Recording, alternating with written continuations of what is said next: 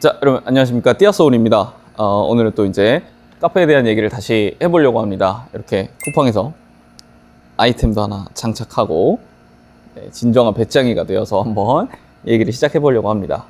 이전 영상이었던 띠터뷰가 그래도 잘 올라갔고 이제 다시 카페에 대한 얘기를 해보려고 합니다. 3년 동안 어려움을 겪다가 그 어려움에서 빠져나오는 과정 정도까지 설명을 드렸는데, 그러면 어떻게 해서 그거를 이겨낼 수 있었는지 그 디테일들에 대해서 좀 말씀을 드리려고 하고요. 정말 다른 뭐 큰 프랜차이즈나 아니면 개인 카페 중에서도 정말 몇 호점씩 내고 있거나 아니면 또 유튜브로 또 성공한 그런 분들이 정말 많지만, 조그만 개인 카페가 그 어려움을 딛고 조금은 올라온 그 성공기 정도로 귀엽게 봐주시면 감사하겠습니다. 맨 처음에 인트로 영상에서도 말씀드렸지만, 카페가 참 누구나 성공할 거라고 생각하지만 그 성공을 위해서는 정말 다양한 디테일들이 있어야만 하고, 또 사장님들의 어떤 인생을 쏟아붓는 그런 뭔가 절대적인 시간도 필요하고 하기 때문에, 제가 어쨌든 10편이 되든 20편이 되든 그거를 재밌게 잘 나눠서 녹여 볼 테니까 재밌게 봐주시면 감사하겠습니다.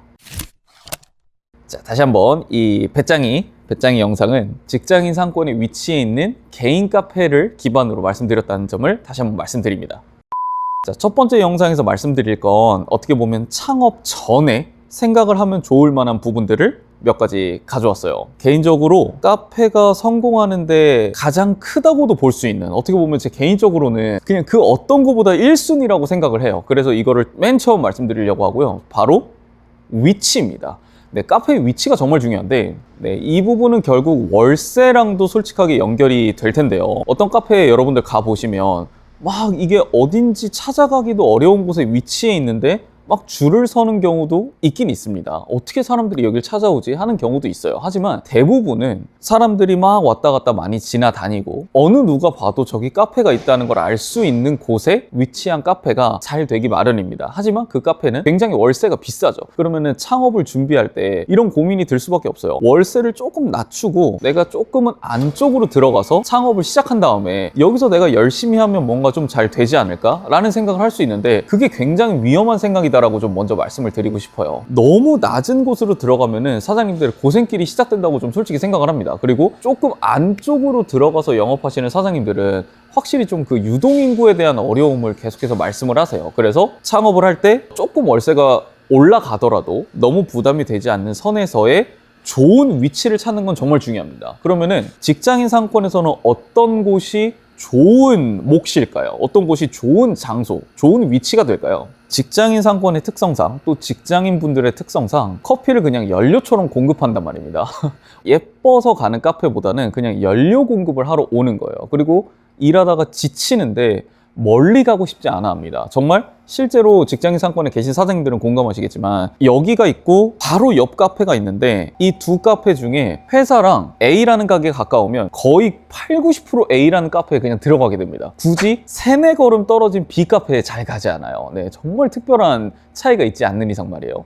그만큼 직장인 상권에서 좋은 위치다라는 것은 직장인들이 언제든지 마음먹었을 때 접근할 수 있는 위치여야만 합니다. 저희 띠앗을 예로 들어드리면 저희 위치는 어떻게 보면 정가운데라고 할 수 있어요. 모든 회사, 여기서는 행복나래라던가 아니면 후지라던가 아니면 최근에 새로 생긴 연구소라던가, 어쨌든 이런 큰 회사들을 기준으로 봤을 때 저희 띠앗이 접근하기가 굉장히 좋은 위치에 있다는 것을 말씀드립니다. 그러다 보니까 사람들이 지나가다가도 들리고 굳이 멀리서 우리 카페까지 오시는 분들은 거의 없습니다. 그래서 위치를 정하실 때 월세가 조금 높더라도 주변에 큰 회사들이 위치해 있는지의 여부, 그리고 그 회사들이 우리 카페를 접근할 때 지도로 보시면 안 돼요. 지도로 보시면 진짜 큰일 납니다. 지도로 보지 마시고 실제 그 자리에 가셔서 회사에서 카페까지 직접 이동을 한번 해보셔야 됩니다. 그래서 이동하는데 그렇게 크게 어렵지 않은지, 지도로 봤을 땐 굉장히 가까웠는데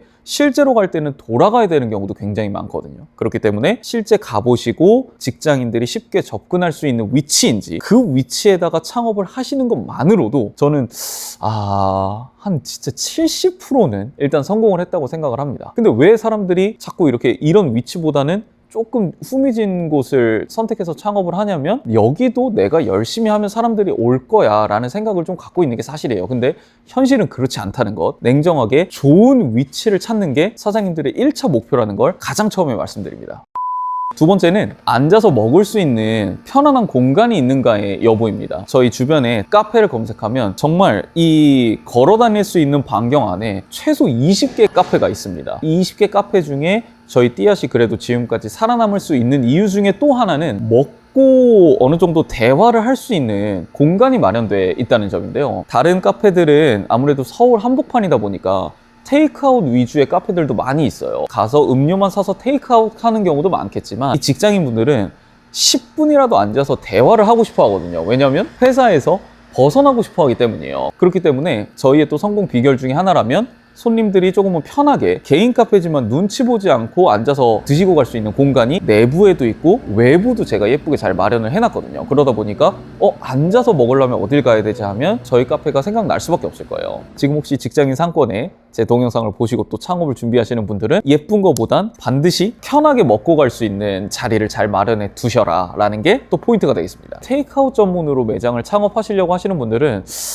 개인적으로는 조금 더 고민해 보셨으면 좋겠는 게 테이크아웃 매장은 손님들이랑 스킨십을 쌓기가 좀 어렵습니다. 손님들이 사장이랑 어느 정도의 대화도 하고 나 저 카페에 뭔가 애정이 있어 라고 하려면 그 공간에 머무르고 사장이나 직원들과의 어떤 스킨십도 좀 필요한데 테이크아웃은 전혀 그런 게 없단 말이에요. 그러다 보니까 정말 좋은 위치에 당연히 테이크아웃 매장으로 들어가겠죠. 또 그리고 성공하신 분들도 많다는 거 알고 있어요. 하지만 일반적으로는 그렇게 성공하기는 좀 어렵다. 세 번째는 가격대 설정입니다. 계속해서 창업 전에 할 수 있는 것들에 대해서 말씀을 드리고 있는데요. 이 가격대 설정 정말 어려운 부분이기도 해요. 솔직히 프랜차이즈는 가격이 다 정해져 있기 때문에 내가 고민할 게 없지만 개인 카페는 도대체 내가 이걸 얼마로 해야 되지? 라는 생각도 좀 들 수가 있거든요. 일단 결론부터 말씀드리면 가격대는 주변 카페들의 중간 가격을 설정하시는 게 중요해요. 예를 들면 다른 요소들은 전부 배제하고 이 세 개 가격 중에 어떤 걸 선택할래라고 하면 왠지 중간 거를 선택하고 싶게 됩니다. 그건 인간의 본능이고 너무 싼 건 품질이 좋지 않을 거야. 너무 비싼 건 굳이 이렇게까지 돈 줄 필요가 있을까라고 생각을 하게 되는 반면에 중간 거는 그 두 가지의 장단점을 결합해 놨다라고 본능적으로 생각하게 된단 말이에요. 그걸 이용하는 겁니다. 저희의 예를 한번 들어드릴게요. 제가 창업할 때만 해도 앞서 영상을 보신 분들은 아시겠지만 저희 건물에 저희 혼자 들어왔거든요. 그리고 이 직장인 상권의 개념을 잘 모르다 보니까 정말 지금 생각하면 정말 말도 안 되는 가격인데 4,000원이나 4,500원의 아메리카노를 하려고 했어요. 그리고 이건 솔직히 너무 비싼데 라는 의견들이 많아서 실제 처음에 창업했을 때는 3,500원의 아메리카노를 시작을 했습니다. 처음엔 저희밖에 없으니까 당연히 손님들이 막 많이 와주고 가격대에 특별한 문제가 없었어요. 근데 옆에 카페가 생기기 시작하고 2,500원에 아메리카노를 팔기 시작했어요. 저희가 아무리 맛있고 아무리 예쁜 카페여도 2,500원을 이길 수는 없는 거예요. 그리고 또 실제로 거기가 굉장히 맛이 있었단 말이에요. 그러다 보니까 그때부터 저희 손님들이 다 그쪽으로 빠져나가기 시작했어요. 근데 여기서 제가 했던 첫 번째 실수, 그러면 개인 카페니까 가격을 조정할 수가 있는데 가격을 얼마로 낮췄냐면 3,200원으로 낮췄어요. 3,000원도 아니고 3,200원. 그때 당시 제 알량한 자존심이 보이지 않습니까? 내 커피 맛있는데 우리 카페 예쁜데 3,000원에 팔 수는 없을 것 같은 거예요. 그래서 3,200원으로 낮췄어요. 300원 낮췄으니까 우리 카페를 좀 바라봐 주겠지 했는데 현실은 전혀 변화가 없었어요. 왜냐? 손님들 기준에선 2,500원이나 3,200원이나 어차피 싼 건 이쪽이란 말이에요. 내가 300원을 낮추든 그게 중요한 게 아니에요. 그래서 그 가격대 설정에 실패를 하고 3,000원으로 낮췄습니다. 그랬더니 이제 500원 차이는 손님들이 좀 봐주기 시작하는 거예요. 카페가 더 옆에 생겼다고 제가 말씀드렸잖아요. 이것도 돌아보면은 어떻게 보면 운이 또 작용한 거예요. 물론 제가 열심히 준비하고 있었기 때문에 그 운이 저한테 왔다고 생각은 하지만 그 옆에 두 개 생긴 카페가 공교롭게도 하나는 저희보다 낮은 가격, 하나는 저희보다도 더 높은 가격 3,500원 정도에 판매를 하기 시작했어요. 자, 그러다 보니까 4개 카페 중에 중고가, 그러니까 가격으로 따지면은 아래에서 세 번째에 위치를 하게 된 거예요. 그러다 보니까 아까 제가 처음에 보여드렸잖아요. 어떤 우리가 물건을 선택할 때도 중간 혹은 중간보다 살짝 위를 선택하려고 하는 경향이 있어요. 왜냐면 우린 손해보고 싶지 않지만 품질 낮은 물건도 사고 싶지 않거든요. 그러다 보니까 저희가 얼떨결에 그런 좋은 위치에 가격이 포지셔닝 되었고, 그러다 보니 가격적으로 굉장히 매력적인데 맛도 괜찮은 카페가 되어버린 거예요. 저희의 이러한 예는 어떻게 보면 되게 운적으로도 작용했다고 보여질 수 있잖아요. 근데 이제 사장님들께서 창업을 하실 때는 여러 가지 상황들이 많이 있겠죠. 저희처럼 처음으로 들어가는 경우도 있고, 아니면 다른 카페가 있는데 인수해서 들어가시거나 공실에 들어가시거나 여러 가지 경우가 있을 텐데, 어쨌든 간에 개인 카페의 장점이라는 거는 가격을 언제든지 변화시킬 수 있다는 점이에요. 그래서 항상 중간보다 살짝 위 정도의 가격대를 설정하시는 게 좋고, 제가 예시는 아메리카노로 드렸지만 그 다음에 올라가는 뭐 논커피나 시그니처는 그 아메리카노를 기반한 얼마 위로 올린 가격을 설정하시면 된다는 겁니다. 마지막 네 번째, 이것 역시 사장님들이 창업 전에 꼭 생각을 해보셔야 되는 부분이라 이제 마지막으로 넣었는데요. 바로 사장님들이 카페에 계속 상주할 수가 있느냐라는 점입니다. 물론 개인 카페를 창업하면서 정말 돈적으로 여유가 있지 않는 이상 사장님이 항상 계시겠죠. 그리고 어떤 경우는 이 카페에 대한 잘못된 혹은 너무 좋은 면들만 듣다 보니까 사장이 굳이 없어도 오토로 돌릴 수 있대 라는 얘기를 듣고 들어가시는 경우도 많으실 거예요. 근데 그건 프랜차이즈만 해당이 되는 얘기라고 저는 생각을 해요. 개인 카페인데 그 개인 카페에 사장이 없다?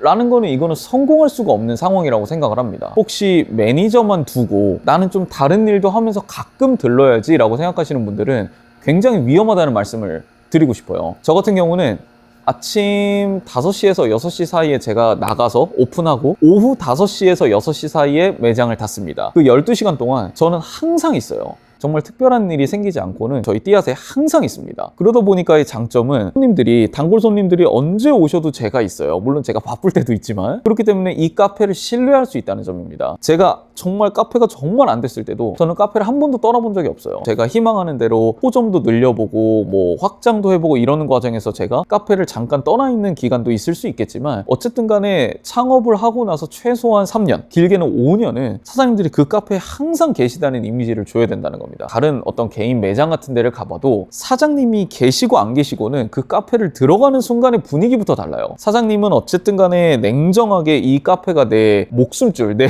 밥줄이기 때문에 예민한 상태로 딱 하려고 하지만, 근데 직원들만 있다, 알바들만 있다, 그러면은 이 카페는 손님들한테 절대 좋은 느낌을 줄 수가 없습니다. 근데 이것도 아마 창업을 하시기 전에 이제 예비 사장님들이 보셨을 때는 사장 잠깐 없다고 그게 크게 다르겠어 라고 생각을 하실 수 있다는 거 알고 있는데, 사장님이 없는 카페는 성공할 수 없습니다. 그래서 창업하시기 전에 지금 창업하시는 사장님께서 내가 이 카페만 할 것인가, 이 카페에 내가 한번 올인해 볼 것인가를 잘 생각해 보시면 좋을 것 같아요.